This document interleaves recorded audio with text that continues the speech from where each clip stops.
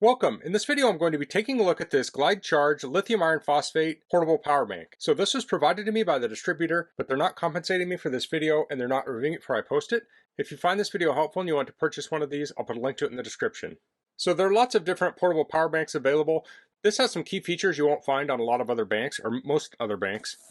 So if we look on the side, we can see the specs here. So this has a lithium iron phosphate battery. There are a number of advantages to that. There are also a few disadvantages, and I will go over those. So this is a 99.84 watt hour battery. So that's under the 100 watt hour limit for airplanes. That is at the time of this recording, I think. This has USB-C in and out. So we have lots of different levels here. It has a 65 watt max. So this supports quick charge, power delivery, and other standards. USB-A output is 18 watts max. This also has DC out, and that's 50 watts max. Then USB-C plus A is 45 plus 18 for 63 max. So let's get this open. Pull this out. So here's the power bank. Here we have the accessories. So let's take a quick look at the manual. So you want to read through this on your own.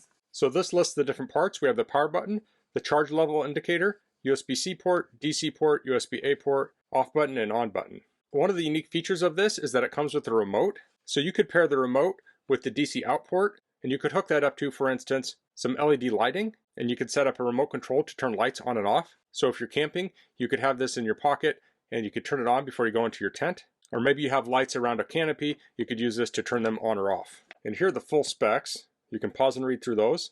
So this has a lithium iron phosphate battery, where most power banks will have a lithium ion battery. Some of the key advantages of that are that lithium iron phosphate can handle colder and hotter temperatures better. It's less likely to degrade. It also isn't going to have thermal runaway, and it can also withstand more charge cycles. Now there's two downsides I can think of for a lithium iron phosphate battery, is they are heavier, and as such they're larger.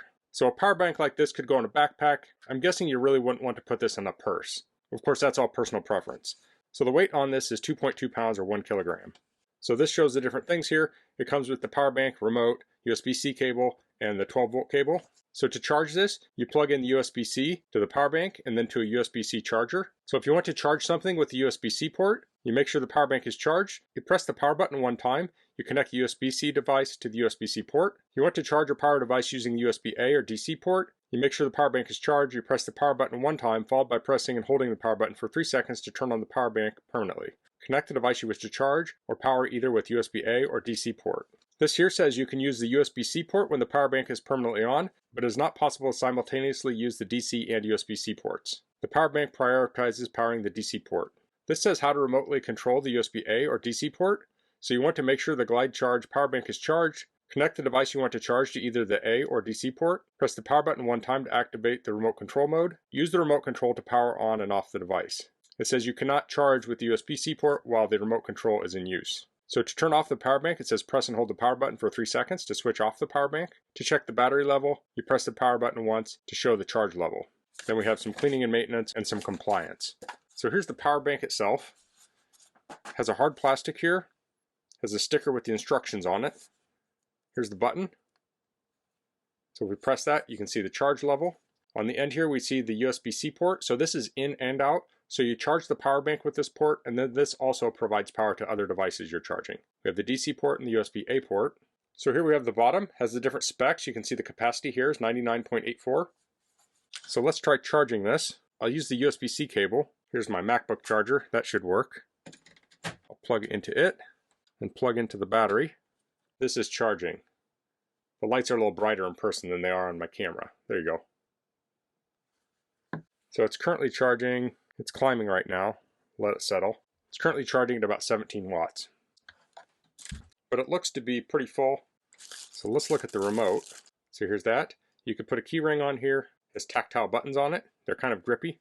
So let's try this out. Here I have a little USB light.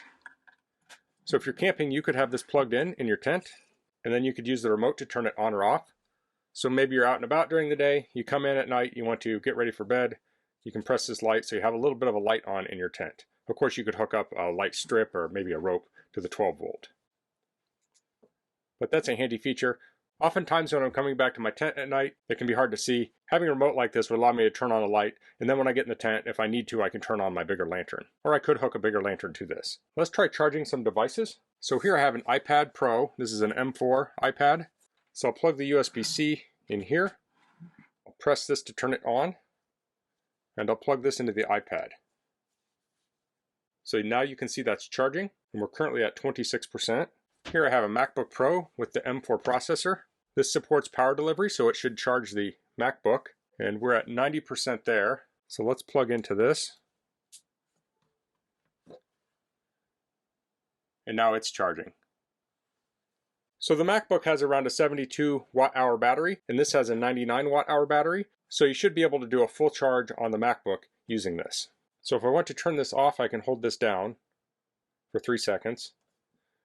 So let's try the USB-A mode. So we'll press it once, then we'll press it again and hold it down for 3 seconds.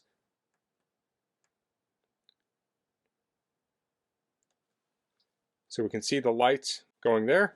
So I'll plug it into USB-A, and here we're charging here. Now this is already at 100% or 99, so it's pretty much charged. But that's how we turn that on. If we want to turn this off, we'll hold this down. And now it's off. So let's turn this on.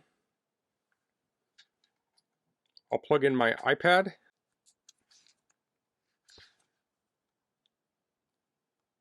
So now it's charging, and you do want to make sure you turn this on first before you plug it in, because you could set up a potential situation where your iPad is trying to charge this. So that is charging there. We're at 25%, and it's currently 12:43. So I'll let this charge for a while, then we'll come back and we'll check the charge on the iPad. Okay, so it's been just over an hour, and we went from 25% and we're up to 80. Now I have the iPad set to only charge to 80%, so it essentially filled the iPad all the way up. And if we look at this, we're down 1 dot here. And I didn't charge this before doing this, I just used the charge that was already in it. So now if I want to charge this, I can connect this up to a charger and plug it in and charge the power bank. So I wanted to do a quick demonstration of powering some LED lights with this. So on the back of the controller for these LEDs, it says input is 12 volts at 3.3 amps. And this does 12 volts at 4.2 amps. So this should be enough to power it. So I can press on here. You can see this is turning on and the lights are turning on. Now there could be some controllers that you would actually have to press the power button on the LED. You'll want to check with that. But this one can power up with remote power. So I can control it with the remote control. You could also potentially find some 12 volt rope light and maybe put it around a patio area and then power it with the battery. This could also be used for things like trade show booths. So that's the Glydcharge lithium iron phosphate portable power bank. If you're looking for a more robust power bank, I think this is a great option. A power bank like this would be great to put in your car for an emergency power bank. It can handle that heat and cold better than a traditional power bank. Now I still wouldn't put this on your dashboard or something. I'd put it out of the way of the sun, but it's less likely to degrade if it gets hot. At just under 100 watt hours, this has great capacity. This could charge up a phone multiple times. You could use this to charge Apple Watches, tablets, laptops. And a nice feature of this is that it also has that 12 volt out. So this has some functionality that you would normally expect in a full-on portable power station. And the lithium iron phosphate chemistry isn't very common in portable power banks, but it's very common in larger portable power stations. It's just rare to find it in such a small package. So that's all I'm going to cover in this video. If you have any questions, please leave them in the comments. If you like this video, please click like. If you haven't subscribed to my channel, I'd appreciate it if you could do that. And thanks for watching. Until next time, goodbye.